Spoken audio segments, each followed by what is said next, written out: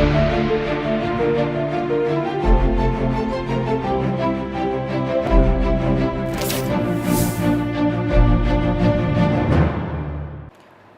स्वागत है आपका। आप देख रहे हैं सी न्यूज़ भारत। मैं हूं आपके साथ इशिता। वक्त हो गया है उत्तर प्रदेश बुलेटिन का। इस बुलेटिन में बात करेंगे अमरोहा की, जहां अमरोहा जनपद में गंगा में समाये 3 सगे भाई। आगे बात होगी बलिया की, जहां राजकीय औद्योगिक प्रशिक्षण संस्थान कर्मचारी संघ का द्विवार्षिक अधिवेशन एवं चुनाव संपन्न हुआ। ऐसी तमाम खबरों पर करेंगे विस्तार से बात। अमरोहा जिले के गजरौला थाना क्षेत्र के तिगरी गंगा धाम से दिल दहला देने वाला मामला सामने आया है। अमरोहा नगर के मोहल्ला दानिश मतदान निवासी रामपाल अपने पोते का मुंडन संस्कार कराने परिजनों संग गंगा घाट पहुंचे हुए थे, लेकिन खुशियों का माहौल मातम में बदल गया जब उनके तीनों बेटे गंगा स्नान के दौरान डूब गए। बताया जा रहा है कि ओमकार, बंटी और अनुज गंगा में नहाने उतरे और फिर वापस नहीं लौटे। घटना की सूचना मिलते ही सीओ धनौरा, गजरौला थाना प्रभारी मनोज कुमार व राजस्व विभाग की टीम मौके पर पहुंच गई। एनडीआरएफ और एसडीआरएफ की टीमें पीएससी जवानों की मौजूदगी में लगातार 5 दिन से सर्च अभियान चला रही हैं, लेकिन अब तक कोई सुराग नहीं मिला। घटना पर परिजनों का रो रो कर बुरा हाल है। गंगा किनारे पिछले 5 दिनों से अपने का इंतजार करती आंखें सूनी हो गई हैं। स्थानीय लोगों की भीड़ गमगीन माहौल में परिजनों को ढांढस बंधा रही हैं। गोताखोरों, पुलिस और एनडीआरएफ की टीमें लगातार तलाश में जुटी हुई। हालांकि समय बीतने के साथ परिजनों की उम्मीदें धुंधली होती जा रही हैं। अमरोहा से सी न्यूज़ संवाददाता गौरव श्रीमाली की रिपोर्ट। राजकीय औद्योगिक प्रशिक्षण संस्थान कर्मचारी संघ बलिया का द्विवार्षिक अधिवेशन एवं चुनाव उत्साहपूर्ण वातावरण में संपन्न हुआ, जिसमें सभी पदाधिकारियों का चयन सर्वसम्मति से किया गया। श्री देवेंद्र कुशवाहा जिला अध्यक्ष, श्री आनंद वर्मा जिला मंत्री, अनीता सिंह कोषाध्यक्ष, प्रदीप मिश्रा संरक्षक, श्री रविंद्र यादव वरिष्ठ उपाध्यक्ष तथा श्री सौरभ रंजन व शीतोष उपाध्यक्ष निर्वाचित हुए। कार्यक्रम में मुख्य अतिथि प्रांतीय अध्यक्ष हरिओम सिंह और विशिष्ट अतिथि राज्य कर्मचारी संयुक्त परिषद बलिया के जिला अध्यक्ष वेद प्रकाश पांडे रहे, जबकि प्रधानाचार्य पन्नालाल गुप्ता और विजय शंकर राय ने भी उपस्थिति दर्ज कराई। मंच संचालन देवेंद्र कुशवाहा शीतोष ने किया। अधिवेशन में प्रांतीय महामंत्री विवेक कुमार, मंडल मंत्री दिग्विजय कुमार, जिला मंत्री विनोद कुमार मिश्र, मंडल अध्यक्ष सुशील त्रिपाठी, जिला अध्यक्ष जेपी सिंह, जिला मंत्री राजेश रावत, प्रांतीय उपाध्यक्ष जनार्दन यादव, दिनेश प्रजापति सहित अनेक पदाधिकारी व सभी राजकीय औद्योगिक प्रशिक्षण संस्थानों के कर्मचारी उपस्थित रहे। कार्यक्रम का समापन सौहार्द और उत्साहपूर्ण माहौल में संपन्न हुआ। परिचय अपना बताइए। मैं देवेंद्र कुशवाहा राजकीय ITI बलिया में कार्यरत हूँ। इससे पहले मैं राजकीय औद्योगिक प्रशिक्षण संस्थान कर्मचारी संघ में जिला मंत्री था। आज यहाँ पर किस तरह का चुनाव हुआ है?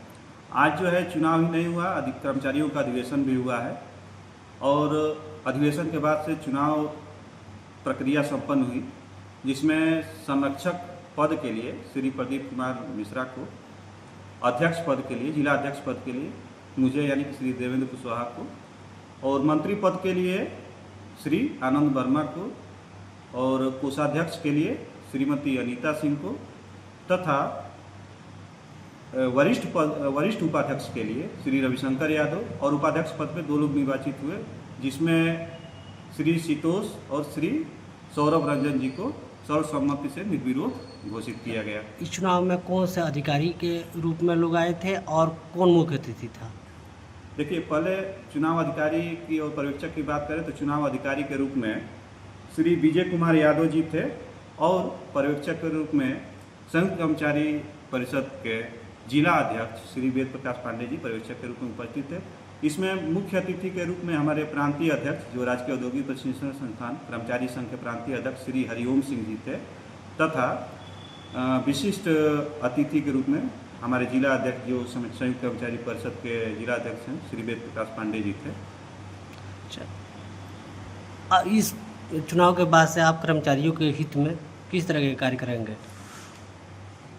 इस चुनाव के बाद से क्या सर, मैं चुनाव के पहले से भी जब जिला मंत्री था, चाहे अब तो पद और बढ़ा दिया गया है, जिम्मेदारी और बढ़ा दी गई है, तो कर्मचारियों के जो भी अवरोध उत्पन्न होते हैं, उनके जो भी ड्यूटी समय को लेकर के, चाहे उनके जो भी जिम्मेदारी है उसमें कहीं से उसको पूरा करने में कहीं से कोई अवरोध आ रहा हो, तो उसको हम लेकर के जाए, जो भी सक्षम अधिकारी होगा उसके पास तक जाएंगे और चाहेंगे कि जो भी उनको अपने ड्यूटी करने में चाहे किसी भी तरीके का कोई दिक्कत आ रहा है, उनको व्यक्तिगत चाहे प्रोफेशनल लाइफ में, तो उसको सॉर्ट आउट किया जाए, बात विचार करके, चाहे जैसे भी हो, उसको अधिकारी के माध्यम से मिल करके उसको सही कराने का काम करेंगे। बलिया से सी न्यूज संवाददाता आनंद दुबे की रिपोर्ट। उत्तर प्रदेश के बलिया जिले में गंगा नदी के उस पार चक्की नौरंगा भगवानपुर में गंगा का कटान तेज होने के कारण 3 दिनों में 37 मकान गंगा नदी में विलीन हो गए, जिसका लाइव वीडियो भी सोशल मीडिया पर खूब वायरल हो रहा है। जिलाधिकारी मंगला प्रसाद सिंह ने बताया कि गंगा का जलस्तर पिछले 3 दिनों से बढ़ा हुआ था, जिससे गंगा किनारे के गांव प्रभावित हुए। सबसे ज्यादा प्रभावित चक्की नौरंगा गांव हुआ, जहां 37 मकान गंगा नदी में समा चुके हैं और कहा कि कटान की संभावना को देखते हुए घरों को खाली करा दिया गया था, इससे कोई जनहानि या पशुहानि नहीं हुई। प्रभावित परिवारों को राज्य सरकार द्वारा अनुदान दिया जा रहा है और खाने के पैकेट समेत अन्य सामग्री उपलब्ध कराई जा रही है। कटान की वजह से कई परिवार बेघर हो गए हैं। प्रशासन की ओर से उन्हें हर संभव मदद मुहैया कराई जा रही है। जिलाधिकारी ने बताया कि कटान की स्थिति पर लगातार नजर रखी जा रही है और प्रभावितों को राहत पहुंचाने के लिए सभी जरूरी कदम उठाए जा रहे हैं। जानते हैं जिलाधिकारी मंगला प्रसाद सिंह का और क्या कुछ कहना था। गंगा का जलस्तर पिछले 3 दिनों से बढ़ा हुआ था और गंगा का जलस्तर बढ़ने की वजह से गंगा के किनारे के जो हमारे सदर और बैरिया तहसील के गांव थे वो प्रभावित हुए। सबसे ज़्यादा प्रभावित गंगा नदी के उस पार बिहार साइड में हमारा नौरंगा गांव हुआ। उसमें 3 हमारे मजरे हैं और पिछले 3 दिनों में वहाँ 37 मकान हमारे गंगा में समा चुके हैं। गंगा का कटान वहाँ हो रहा है। हालांकि जलस्तर अब धीरे धीरे स्थिर हो चुका है और बनारस में गंगा का जलस्तर अब घटने लगा है, तो संभवतः कल तक यहाँ भी गंगा का जलस्तर घटना शुरू हो जाएगा। लेकिन कटान की वजह से हमारे नौरंगा गांव के कई घर प्रभावित हुए हैं। लेकिन हम लोगों ने संभावना देखते हुए वहाँ के लोगों को घरों को खाली करा दिया था, लोगों को शिफ्ट करा दिया था। कोई जनहानि या पशुहानि नहीं है, लेकिन कटान हुई है और जिनके घर प्रभावित हुए हैं उन सबको हम लोग राज्य सरकार द्वारा निर्धारित राहत सहायता अनुग्रह अनुदान भी दे रहे हैं। सभी के लिए राहत सामग्री किट जो 26 आइटम्स की है उसको भी उपलब्ध करा रहे हैं, खाने के पैकेट्स भी उपलब्ध करा रहे हैं। हमारी जो चिकित्सीय टीम है वहाँ गांव में दिन भर रह रही है। साथ ही साथ जो एनिमल हस्बेंड्री की टीम है, पशु चिकित्सा के लिए, उसकी भी टीम हमारी रह रही है। व्यवस्थाएं हम लोग कोशिश किए हैं कि किसी को अनावश्यक परेशानी न हो, लेकिन कटान की वजह से परेशानी हुई है। बलिया से सी न्यूज संवाददाता आनंद दुबे की रिपोर्ट। खबर झांसी मऊरानीपुर से, जहां क्षेत्र की बरोरी गांव में बीती रात एक दुर्घटना सामने आई, जहां 45 वर्षीय उषा रैकवार पत्नी रामस्वरूप की अज्ञात लोगों ने हत्या कर दी।